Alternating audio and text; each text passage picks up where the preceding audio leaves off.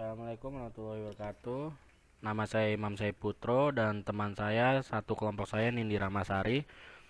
Di sini saya akan menjelaskan dari materi tersebut studi kelayakan ekonomi teknik.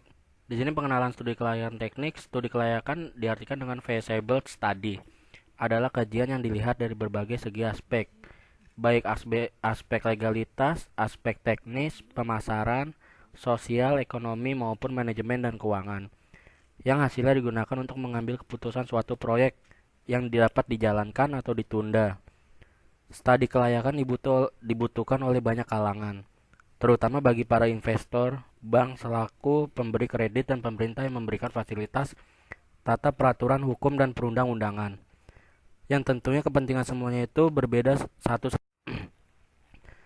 Layanan sektor usaha.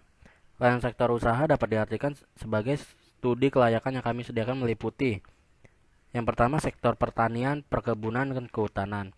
Yang kedua, sektor pertambangan. Yang ketiga, sektor industri manufaktur. Yang keempat, sektor industri pariwisata, restoran, dan perhotelan. Yang kelima, sektor industri properti.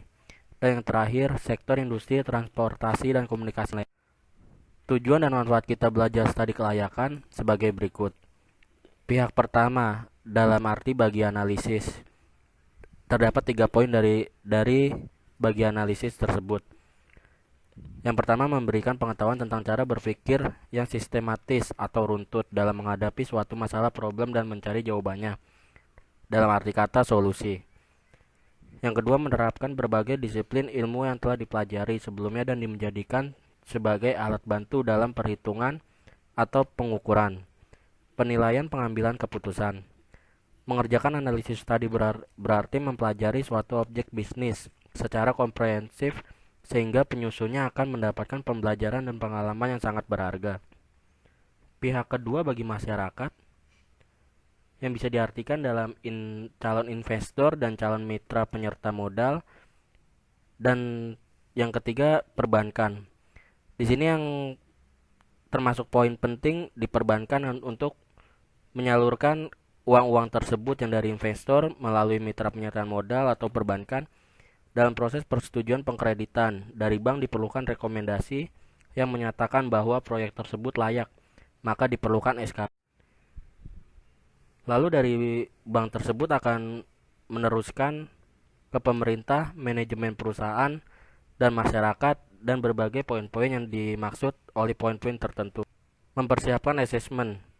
Untuk dapat menyelenggarakan penilaian dengan baik, Anda perlu melakukan beberapa langkah yang secara umum menggambarkan bagaimana sistem penilaian. Secara umum, Anda bisa melakukan beberapa metode seperti mendapatkan feedback atau masukan ataupun konsep yang baru dari pemilik perusahaan yang berkepentingan. Menganalisa apakah daya yang tersedia mengenai rencana bisnis sudah solid dan mencakup sifat dapat diandalkan. Yang terakhir, melakukan survei pasar untuk dapat memperkaya data. Merangkai berbagai rencana termasuk rencana organisasional, rencana bisnis, dan juga rencana organisasional. Menyiapkan ramalan laba yang akan didapatkan. Menyiapkan neraca yang sehat. Dan langkah akhir adalah memutuskan apakah rencana memang layak untuk dijalankan atau. Mengapa kita harus mempelajari studi kelayakan? Kita yang tersisa ialah pertanyaan yang harus bisa Anda jawab sebagai seorang pemilik usaha. Mengingat dari berbagai dan banyaknya manfaat yang diberikan oleh metode analisis, nampaknya tidak ada yang salah dengan menggunakan penilaian perusahaan. Dengan Anda memahami layak atau tidaknya pengembangan bisnis atau produk yang Anda hasilkan, Anda bisa mendapatkan banyak sekali keuntungan yang membuat perusahaan Anda tetap survive untuk depannya. Anda pun memiliki kesempatan untuk menghindari beragam resiko yang ada pada saat pengimplementasian rencana bisnis. Menggunakan bantuan para konsultan bisnis yang ahli di bidangnya. Manajer dan perusahaan dapat menggunakan putusan yang tepat untuk memutuskan untuk memberhentikan atau melanjutkan rencana bisnis yang tersedia. Ya, untuk materi yang saya buat oleh teman rekan saya Nindi Ramasari. Mungkin untuk sekian rangkuman yang saya bisa sampaikan. Wassalamualaikum warahmatullahi wabarakatuh.